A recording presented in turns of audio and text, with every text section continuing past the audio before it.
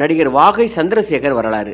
பக்கத்து வீட்டு முகம், இன்னும் சொல்ல போனா நமது சித்தப்பா அல்லது மாமாவுடைய சிரிப்பு அப்படின்னு வாகை சந்திரசேகர் ரொம்ப சிநேகமா தெரிவாரு. இந்த தமிழ் சினிமாவின் ஓட்டத்துல எப்போதும் ஒரு சப்போர்ட் கதாபாத்திரமாக, நண்பனாக, சில படங்கள்ல வில்லத்தனம் கூடிய தோற்றத்துல, சில படங்களை கதாநாயகனாகவும் எப்படி வந்தாலும் அந்த கதாபாத்திரத்தை பிடித்து அதுல தன்னை வெகு அழகாக நிரப்பிக்கொள்ளக்கூடிய நடிகன் தான் இந்த வாகை சந்திரசேகர். இந்த சினிமாவில் மட்டும் இல்லாம அரசியலிலும் தன்னை நிரூபித்தவர். நடிகர் வாகை சந்திரசேகர் யார், அவருடைய சொந்த ஊர் எது, குடும்ப பின்னணி என்ன, இவர் எப்பொழுது சினிமா துறைக்கு வந்தார் என்று இவருடைய வாழ்க்கையில நிறைய சுவாரஸ்யமான விஷயங்கள் இருக்கிறது.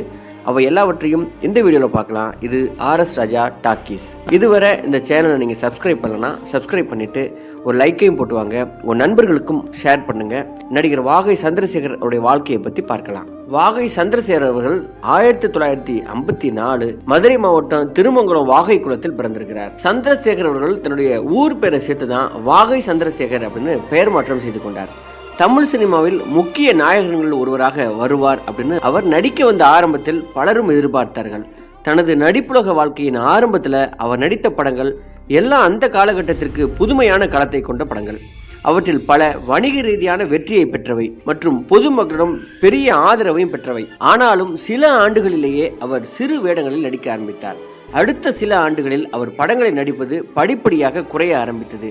இப்படி எதிர்பார்க்கப்பட்ட ஒருவர் தமிழ் சினிமாவில் நிலைக்க முடியாமல் போவதற்கு பல காரணங்கள் இருக்கும். ஆனால் சந்திரசேகருக்கு அவரின் மீது விழுந்த முத்திரைகள் முக்கிய காரணமாக அமைந்தது. தமிழ் சினிமாவில் ஒருவருக்கு முத்திரை குத்துவது அப்படிங்கிறது ரொம்ப சகஜமான ஒன்று. தங்கை வேடம், நண்பன் வேடம் ஆகியவற்றை ஏற்றவர்கள் அதிலிருந்து வெளியேற பிரம்ம பிரயத்தனம் செய்யணும். நாயகன் சத்யா படங்களில் நடித்த ராஜா கிருஷ்ணமூர்த்தி என்ற கிட்டி அப்போது நடித்து வந்த படங்கள் எல்லாம் இறந்து போவது போலவே காட்சி அமைப்பு இருக்குமா. ஒரு முறை அவர் ஷூட்டிங்கில் இருந்து திரும்பி வரும்பொழுது அவருடைய மகன் கேட்டிருக்கிறார், அப்பா இந்த படத்தில் நீங்க எப்ப சாக போறீங்க அப்படின்னு. அதே போலதான் வாகை சந்திரசேகர் அவர்களுக்கும் நண்பன் கதாபாத்திரமாக தொடர்ந்து கொடுத்து கொண்டே வந்திருக்கிறார்கள். 1970களின் இறுதியிலும் 1980களின் ஆரம்பத்திலும் வந்த அப்போதைய காலகட்டத்திற்கு புது புது முயற்சி படங்கள் எல்லாவற்றிலும் சந்திரசேகர் பிரதானமான பாத்திரமாக இருந்தார்.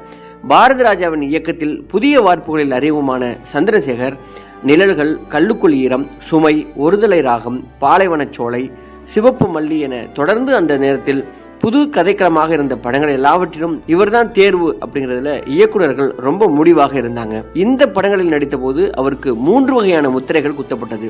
இதுபோக கலைஞரின் வசனத்தில் உருவான தூக்கு மேடை படத்தில் நடித்த போது இன்னும் ஒரு முத்திரையும் அவர் மீது குத்தப்பட்டது. சோகம் என்னவென்றால் இந்த முத்திரைகளில் இருந்து 40 ஆண்டுகளாக அவரால் மீண்டு வரவே முடியவில்லை. வாகை சந்திரசேகர் மீது குத்தப்பட்ட முதல் முத்திரை தியாகம் செய்வது அல்லது உதவி செய்யும் நண்பன்.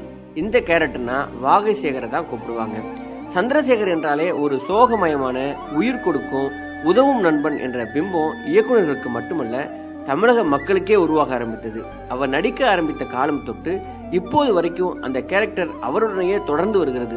ஊமை விழிகள், செந்தூரப்பூவே, ஜெய்ஹிந்த் என அது தொடர்கதையாகவே வருகிறது. இதற்கெல்லாம் மகுடமாக 2002 வெளிவந்த சார்லி சந்திரசேகர் இணைந்து நடித்த நண்பா நண்பாவில் அவருக்கு சிறந்த துணை நடிகருக்கான தேசிய விருது கிடைத்தது. இந்த படத்திலும் நட்பு தான் பிரதானம். ஒரே வித்தியாசம், சந்திரசேகருக்காக சார்லி நிறைய தியாகம் செய்வார். இன்னொரு முத்திரை இவர் ஒரு கம்யூனிசவாதி அப்படிங்கிறது. இவர் ஆரம்பத்தில் நடித்த சுமை, சிவப்பு மல்லி, பட்டம் பறக்கட்டும் ஆகியவற்றால் இந்த முத்திரை அவருக்கு கிடைத்தது. சுமை என்ற படத்தில் ஏழை குடும்பத்தை காப்பாற்ற போராடுகிற மூத்த மகன், சிவப்பு மல்லியில் நிர்வாகத்தை எதிர்த்து போராடும் மில் தொழிலாளி, பட்டம் பறக்கட்டும் படத்தில் வேலையில்லா பட்டதாரி. இந்த படங்கள் கொடுத்த பாதிப்பால அநியாயத்துக்கு எதிராக போராடி அநியாயமாக அடிவாங்கும் அல்லது சாகும் கேரக்டர்கள் எல்லாம் சந்திரசேகருக்கு இயக்குநர்கள் வாய்ப்பளித்தார்கள். மணிவண்ணன் இயக்கிய முதல் வசந்தம், கோமல் சுவாமிநாதனின் கதையில் சிவகுமார் நடித்த இனி ஒரு சுதந்திரம் போன்ற படங்களில் அவர் நடித்தார். சிவப்பு மலர்கள், சிவப்பு நிலா என அவர் நடித்த படங்களின் டைட்டில் கூட சிவப்பாகவே இருந்தது. ஒன்று படத்துல சிவப்பு இருக்கும், இல்லைன்னா வாகை சந்திரசேகர் உடம்புல இருந்து சிவப்பான ரத்தம் நிறைய வெளிவரும் என்று சொல்லக்கூடிய அளவுக்கு, எதிர்பார்க்கக்கூடிய அளவுக்கு அவரின் பெரும்பாலான படங்கள் இருந்தன. இவை எல்லாம் கூட பரவாயில்லை. 3வது முத்திரை தான் அவரை இன்று வரை அலைக்கழித்து கொண்டே இருக்கிறது. அதுதான் நடுத்தர வர்க்க ஏழை கேரக்டர். நண்பனின் கேரக்டரில் கூட பணக்கார நண்பன் என்னும் வெரைட்டியில சிலர் தப்பி விடுவார்கள். பணக்காரராக இருந்து கம்யூனிசம் பேசுபவர்களும் இருக்கிறார்கள். ஆனால் சந்திரசேகருக்கு தமிழ் சினிமா முத்திரை குத்திய இந்த கேரக்டர், அதுவும் லோ பட்ஜெட் படங்களுக்கே செதுக்கி வைத்தார் போன்ற அவருடைய முகம், அது அவருக்கே மட்டும் செப்பு பட்டயத்தில் கொடுக்கப்பட்ட ஒன்று. இந்த முத்திரையால அவர் சின்ன படம், குறு முதலீட்டு படங்களிலேயே நடிக்க முடிந்தது. எத்தனை படங்கள்! இதுவரை சந்திரசேகர் நடித்துள்ள படங்கள்ல 99% படங்கள் சின்ன படம் அல்லது குறு முதலீட்டு படங்கள் தான். ராமநாராயணன், விசு, சங்கிலி முருகன் என 1980களில் சிறு முதலீட்டு படங்களை எடுத்து குவித்தவர்கள் முதலில் பிலிம் வாங்குவார்களோ இல்லையோ சந்திரசேகரின் கால் ஷீட்டை தான் வாங்கி விடுவார்களாம். ஊமை வழிகள், செந்தூரப்பூவே தவிர்த்து பார்த்தால் மற்ற எல்லாமே சிறு முதலீட்டு படங்கள் தான். அர்ஜுன் இயக்கிய ஜெய்ஹிந்த் ஒரு மீடியம் பட்ஜெட் படம். கமல்ஹாசனுடன் இணைந்து நடித்த மகராசன் கூட ஒரு லோ பட்ஜெட் படம் தான். சம்சாரம் அது மின்சாரம், அவள் சுமங்கலி தான், சகலகலா சம்மந்தி, பெண்கள் வீட்டின் கண்கள் என விசுவின் படங்கள், சுமையில் தொடங்கி சிவப்பு மல்லி, நாகம், துர்கா வழியாக ராமநாராயணனின் 100வது படமான திருப்பதி ஏழுமலை வெங்கடேசா வரை ராமநாராயணனின் பெரும்பாலான படங்கள், சங்கிலி முருகன் தயாரித்த படங்கள், ஏன் இப்பொழுது கூட மாஞ்சாவேலு வரை சிறு முதலீட்டு படங்கள் தான் இவருக்கு கிடைக்கும். சந்திரசேகரும் வெவ்வேறு கேரக்டர்களும் அவ்வப்போது முயற்சி செய்து பார்த்தார். ஆனால் அவை அவ்வளவாக மக்களால் ஏற்றுக்கொள்ளப்படவில்லை. சந்திரசேகர் அவர்கள் நெகட்டிவ் கேரக்டர்கள் நடித்த படங்களை விரல் விட்டு எண்ணிவிடலாம். கணம் கோட்டார் அவர்களை படத்தில் ஒரு நெகட்டிவ் பாத்திரத்தில் நடித்தார். கடந்த சில ஆண்டுகளில் சேனா படத்தில் அப்படி ஒரு கேரக்டரிலும், மாஞ்சாவேலு படத்தில் பிரதான வில்லனாகவும் நடித்தார். கரகாட்டக்காரனில் நெகட்டிவாக இருந்து திருந்திவிடக்கூடிய பாத்திரம். சந்திரசேகரை வில்லனாக யாராலும் ஏற்றுக்கொள்ள முடியாது, அவருடைய முகம் அப்படி. அதே போல சந்திரசேகரை காதலன் கேரக்டரிலும் ஏற்றுக்கொள்ள முடியவில்லை. பாலைவன சோலை வரை அவரது முகத்தில் ஒரு ஷைனிங் இருந்திருக்கிறது. அது நாளாக நாளாக குறைந்து விட்டது. இல்லம் படத்தில் ஒரு ரொமான்டிக் இன்ஸ்பெக்டர் வேடம், அமலாவை காதலிப்பது போல. அவர் முகத்தில் காதலை தவிர மற்ற எல்லா உணர்ச்சிகளும் ரொம்ப எளிதாக வந்துவிடும். இந்த முத்திரை மட்டும் குத்தப்படாமல் இருந்தால் விஜயகாந்துக்கு அடுத்த நிலையில் ஒரு மினிமம் கேரண்டி கமர்ஷியல் ஹீரோவாக சந்திரசேகர் வந்திருக்கலாம். சினிமாவில் நடிக்க ஆரம்பித்த பிறகு வாகை சந்திரசேகருக்கு ஒரு மனநிலை இருந்தது. அதாவது, கிராமத்திலிருந்து நடிப்பதற்காக வந்தோம், கஷ்டப்பட்டு நாடக வாய்ப்பு பெற்றோம், பாரதராஜா மூலம் அறிமுகமானோம், 4-5 வெற்றி படங்களில் நாயகனாகவும் நடித்து விட்டோம், இது போதும் அப்படின்னு அவர் நினைத்திருக்க கூடும். தொடர்ந்து சிறு முதலீட்டு படங்களில் வாய்ப்புகள் கிடைக்கவும், கதை, தன்னுடைய வேடம் அப்படின்னு எதை பற்றியும் கவலைப்படாம கேட்டவங்களுக்கெல்லாம் கால்ஷீட் கொடுத்து அவர் நடித்திருக்கிறார்.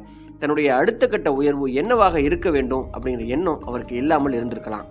மருமகளை வாழ்க, இனிமை இதோ இதோ, வீட்டுக்காரி, பூம் பூம் மாடு, அர்ச்சனை பூக்கள் என சின்ன படம், சிறு முதலீட்டு படங்களில் தொடர்ச்சியாக நடித்தார். 3 வருடங்களில் ஒரு ஹீரோ என்ற அந்தஸ்தை இழந்து துணை நடிகர் என்ற கேட்டகரிக்கு இவர் மாறினார்.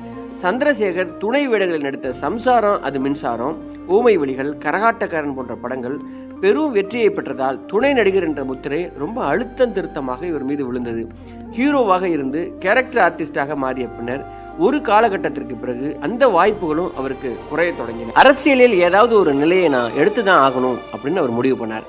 ஆனால் சினிமாவில் எல்லா தரப்பிலும் இருப்பதே கேரக்டர் ஆர்டிஸ்டுகளுக்கு நல்ல வாய்ப்புகளுக்கு உத்தரவாதம் கொடுக்கும். சந்திரசேகர் கலைஞர் வசனத்தில் தூக்குமேடை படத்தில் நடித்த பிறகு பரவலாக திமுக சார்புடையவராக அவர் அறியப்பட்டார். கட்சியிலும் இணைந்தார். நடிக்க வந்து 20 ஆண்டுகளுக்கு பின்னர் திண்டுக்கல் நாடாளுமன்ற தொகுதியில் திமுகவின் வேட்பாளராக இவர் போட்டியிட்டார். உண்மையில் அந்த 20 ஆண்டுகளும் அவர் திமுக காரராகவே பார்க்கப்பட்டார். திமுக சார்பு திரைப்படங்கள், திமுக பிரமுகர்கள் தயாரித்த, இயக்கிய பெரும்பாலான படங்களில் அவர் நடித்தார். இதனால் மாற்றுக் கட்சியினர் தயாரிக்கும் அல்லது பங்கு பெறும் படங்களில் அவருக்கு ஏற்ற நல்ல வேடங்கள் இருந்தாலும் அதை பெரும் வாய்ப்பு அவருக்கு கிடைக்கவில்லை. சந்திரசேகரின் சினிமா வாழ்க்கையில் முக்கியமான அம்சம் அவர் தொடர்ந்து சிலருடன் பணியாற்றியதுதான். ராமநாராயணன், விசு, ஆர்சி சக்தி போன்ற இயக்குநருடனும், பிரபு, விஜயகாந்த், கார்த்திக் போன்ற ஹீரோக்களுடனும் பல படங்களில் இவர் இணைந்து நடித்தார்.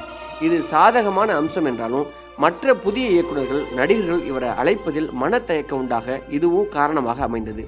1980களின் பிற்பகுதி தொடங்கி 1990களின் இறுதி வரை வந்த படங்களை பார்த்தோம் என்றால் பெரும்பாலும் பணக்கார வீடுகளை மையப்படுத்தியே கதைக்களம் இருக்கும். அந்த சூழலுக்கு சந்திரசேகர் ரொம்ப அந்நியமாக தெரிந்திருக்கிறார். கிழக்கு கரை, பெரிய குடும்பம், பெரிய தம்பி, பாண்டவர் பூமி போன்ற கிராமிய படங்களில் கூட அவர் ஒட்டாமல் தான் தெரிவார். பொதுவாக இந்த பணக்கார தோரணை அப்படிங்கிறது தோற்றத்தால் மட்டும் வருவதில்லை. சில பாடி லாங்குவேஜில், கண் பார்வையில் அதை எளிதாக கொண்டு வந்து விடலாம். அதுவும் முடியாவிட்டால் வாய்ஸ் மாடுலேஷனில் கூட கொண்டு வந்து விடலாம். சந்திரசேகருக்கு அந்த பணக்கார தோரணை வரவே இல்லை. அவரின் ஒரு தோள்பட்டை லேசாக கீழிறங்கியே இருக்கும்.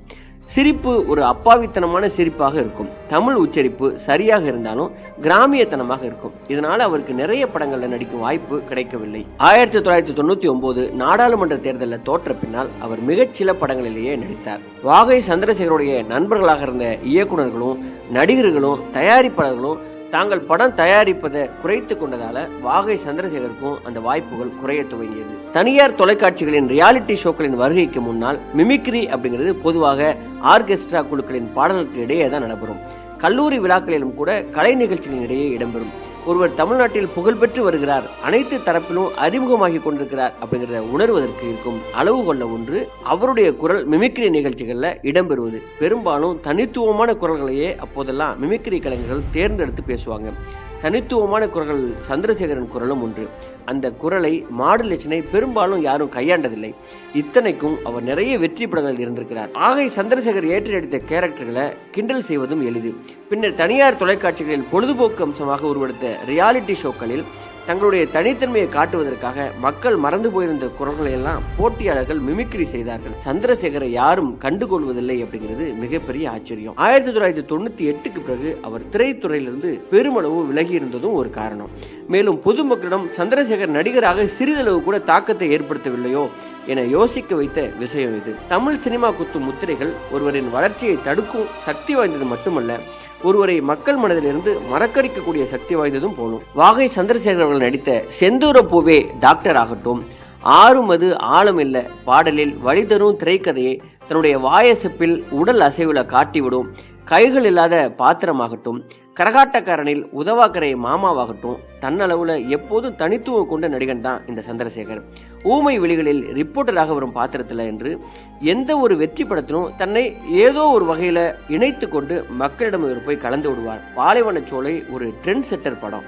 அதுல 4 நண்பர்கள் ஒருவராக முதன்மை பாத்திரத்துல வசீகரித்திருப்பார். வாகை சந்திரசேகரின் தாடி தாண்டி முகம் முழுக்க சிரிக்கும் பாத்திர வடிவத்தை சினிமா உள்ள காலம் வரை நாம ரசிக்கலாம்.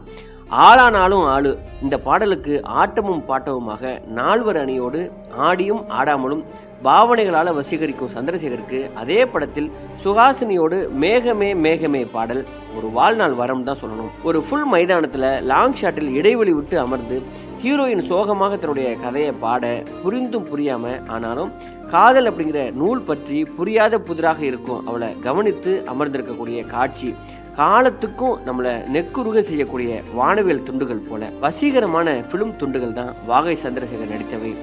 பெல்ஸு டைட்டு சட்டையில ஒல்லிப்பிச்சா உடல்வாகில வாத்து ஆட்டம் போடும் அவரை காண நமக்கெல்லாம் உற்சாகம் தொற்றிக்கொள்ளும்.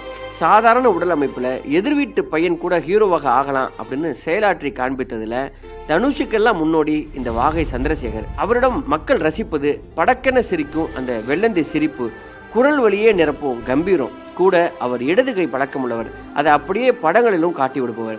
இடது கை பழக்கமுள்ளவர்கள் சினிமாவுக்காக வலது கையில் செயலாற்றுவது வலிய திணித்த காட்சி அமைப்பாக இருக்கும். இவரின் இடது தோல் முந்தி கொண்டு வர நடந்து கொள்ளும் உடல் மொழி பார்க்க ரொம்ப நன்றாக இருக்கும்.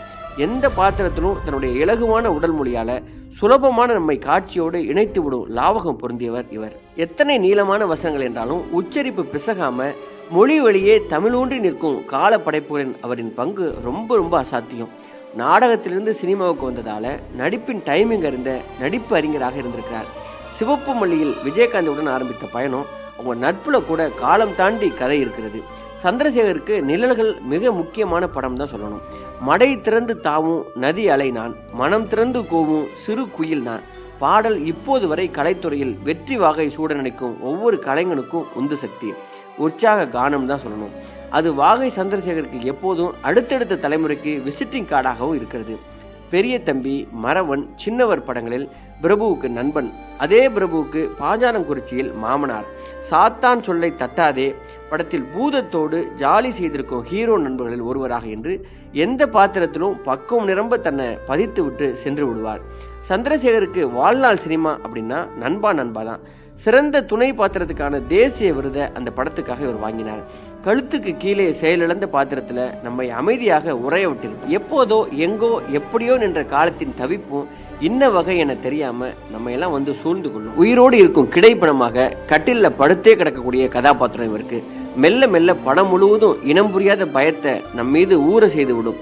படுத்துக்கொண்டே ஜெயித்த ஒரு சிறந்த நடிகனை நாம மெய் மறந்து மனம் முழுக்க வியாபித்திருப்போம். மனுஷன் தன்னையே கொண்டு ஒரு தவத்தை படைத்திருப்பார். எதிர்பாராமல் நிகழ்ந்து கொண்டிருக்கும் வாழ்வின் நிதர்சனத்தை எதிர்த்து ஒரு சராசரி வாழ்வு முறை நிகழ்த்தி காட்டியிருக்கும் இந்த நண்பா 2 நண்பர்களின் நட்புக்கான கால பேரொழின்னு தான் சொல்லணும். சந்திரசேகர் அப்படிங்கிற மகா நடிகனுக்கு மிக கச்சிதமான வாழ்நாள் விருது இந்த படம் கொடுத்தது. வாகை சந்திரசேகரோடைய சிறு வயதை பத்தி அவரே பதிவு பண்ண விஷயம், சின்ன வயதுல வாகை சந்திரசேகரன் ரொம்ப கோபக்காரனா, அவரது வீட்டில் அவர் 5வது நபராம். அவங்க அக்கா அண்ணன் எல்லாருமே சந்திரசேகரை பார்த்து பயப்படுவாங்களாம். பள்ளி பருவத்திலிருந்தே கொஞ்சம் முரட்டுத்தனமான ஆளாக இருந்திருக்கிறார். ஆனா பார்த்தா யாருக்குமே தெரியாதான், ரொம்ப சாந்தமாக இருப்பது போல தெரியுமா. அந்த குணம் வெளியே வரும்போது தான் இவருக்குள்ள இவ்வளவு கோபம் இருந்ததா அப்படின்னு எல்லாரும் புரிந்து கொள்வாங்களாம். ரொம்ப முரட்டுத்தனமான கேரக்டர் அப்படின்னு நெருக்கமானவங்களுக்கு மட்டும்தான் தெரியுமா. ஆரம்ப காலகட்டத்தில் ரொம்ப பீக்கில் இருந்தபோது ராதா ரவி பயங்கரமான கோபக்காரராம். அதே போல எஸ் சந்திரனும் பயங்கரமா டென்ஷன் ஆவாராம். விஜயகாந்தை சொல்லவே வேண்டியதில்லை, பயங்கரமான கோபக்காரு. ஆனால் இந்த 3 பேருமே ஒரு நபரை பார்த்து பயப்படுவாங்க. அது யாருன்னா இந்த வாகை சந்திரசேகர். இந்த 4 பேரும் ரொம்ப க்ளோஸ் ஃப்ரெண்ட்ஸ் அப்படிங்கிறது சொல்லி தெரிய வேண்டிய அவசியம் இல்லை. ஒரு முறை செந்தூரப்பூவே படப்பிடிப்பு நடக்கும்போது ஒரு பெரிய தகராறு நடந்திருக்கிறது. முட்டுக்காடு பீச்சில் இரவு நேரத்தில் ஷூட்டிங் நடக்கும்போது நடிகர் செந்திலை அங்கு வேடிக்கை பார்க்க வந்த யாரோ ஒருவர் வம்பிழுத்து விட அங்கு இறங்கி அடிக்க ஆரம்பித்திருக்கிறார் வாகை சந்திரசேகர். பிறகு அந்த பிரச்சனையை சமாளித்து ஷூட்டிங் குழுவினர் வெளியில வந்திருக்கிறாங்க. அதே போல வாகை சந்திரசேகர் பதிவு பண்ண ரொம்ப சுவாரஸ்யமான விஷயங்கள்ல ஒன்று, பொதுவாக ஷூட்டிங் இடைவெளியில சாப்பிட்டு முடித்ததுக்கு அப்புறம் கடலை மிட்டாய் எல்லாருக்கும் கொடுப்பாங்க. இந்த பழக்கம் ஆரம்பிக்கப்பட்டது முதல்ல சிவப்பு மல்லி அப்படிங்கிற திரைப்பட படப்பிடிப்புல தான். அந்த படத்துல ராமநாராயணன் தான் இந்த பழக்கத்தை ஆரம்பித்து வைத்திருக்கிறார். விஜயகாந்த், ராதா ரவி, வாகை சந்திரசேகர் இவங்கெல்லாம் ஒரே படத்தில் நடித்தாலும் சரி அல்லது தனித்தனி ஷூட்டிங்கில் இருந்தாலும் ஷூட்டிங் முடிந்த உடனே ஒரு இடத்துல அசம்பிள் ஆகிடுவாங்களாம். இவங்க 3 பேரும் ஒரு இடத்துல சேர்ந்துட்டாங்கன்னா அந்த இடத்தில் ரகலைக்கும் சந்தோஷத்துக்கும் அளவில்லாமல் இருக்கும் அப்படின்னு பதிவு பண்ணுறார். தீபாவளி நேரமோ அல்லது பொங்கல் நேரமோ ஏதாவது ஒரு படத்தோட ஷூட்டிங்கில் இருந்தால் அந்த படத்தில் வேலை செய்த அத்தனை நபர்களுக்கும் இனிப்பும் ட்ரெஸ்ஸும் வாங்கி கொடுக்காம இவங்க வரவே மாட்டாங்களாம். அப்படி எல்லா சந்தோஷங்களையும் பகிர்ந்து இந்த நண்பர்கள் இருந்திருக்கிறாங்க. கேப்டன் விஜயகாந்தை பற்றி வாகை சந்திரசேகர் சொல்வது, அவரை போல ஒரு மிகச்சிறந்த நட்புக்கு அடையாளமான நபரை நம்ம பார்க்கவே முடியாது, மிகச்சிறந்த நல்ல மனிதன் அப்படின்னு அவரை பதிவு பண்ணுகிறார். நடிகர் வாகை சந்திரசேகரின் முக்கியமான திரைப்படங்கள் நிழல்கள், கல்லுக்குள் ஈரம், சிவப்பு மல்லி, தூக்குமேடை, சம்சாரம் அது மின்சாரம், ஊமை விழிகள், பாடாத தேனீக்கள், இரத்த தானம், சர்க்கரை பந்தல், செந்தூரப்பூவே, தப்பு கணக்கு, பட்டிக்காட்டு தம்பி, பார்த்தால் பசு, பாசமலை, கரகாட்டக்காரன், திருப்புமுனை, சகலகலா சம்பந்தி, முருகனே துணை, தை மாசம் பூவாசம், சிலம்பு, பெண்கள் வீட்டின் கண்கள், துர்கா, புதுப்பாடகன், கிழக்கு கரை, மாங்கல்யம் தந்துனானே, மில் தொழிலாளி, நானே வருவேன், புருஷன் எனக்கு அரசன், சின்னவர், கோட்டை வாசல், என்றும் அன்புடன், காசு தங்க காசு, எண்ணிசை மலை, மறவன், மதுரை மீனாட்சி, மகராசன், தங்க பாப்பா, பத்தினி பெண், காத்தவராய கிருஷ்ண காமராஜன், என் இதயராணி, இளைஞரணி, ஜெய்ஹிந்த், ராசாமகன், மைந்தன், புதுசா பூத்த ரோசா, செந்தமிழ் செல்வன், சீவலப்பேரி பாண்டி, சீமான், சின்னமுத்து, அன்பு மகன், முத்துக்காலை, பெரிய குடும்பம், புள்ளக்குட்டிக்காரன், அந்திமந்தாரை, பாஞ்சாலங்குறிச்சி, திரும்பிப்பார், பூவரசன், புதிய பராசக்தி, வாழ்க ஜனநாயகம், பெரிய தம்பி, அபிமன்யு, தாயின் மணிக்கொடி, திருப்பதி ஏழுமலை வெங்கடேசா, பாண்டவர் பூமி, காசி, நண்பா நண்பா, சீனா, மாஞ்சாவேலு. இவர் நடித்த தொலைக்காட்சி தொடர்கள் தெக்கத்தி பொண்ணு, வசந்தம். ஒரு டப்பிங் கலைஞராக குணா படத்திலும் ரமணா படத்திலும் இவர் பணிபுரிந்திருக்கிறார். நடிகர் வாகை சந்திரசேகருடைய மனைவி பெயர் ஜெகதீஸ்வரி. இவருக்கு சிவகர்ஷன், சிவரஞ்சனி அப்படின்னு 2 பிள்ளைகள் இருக்காங்க.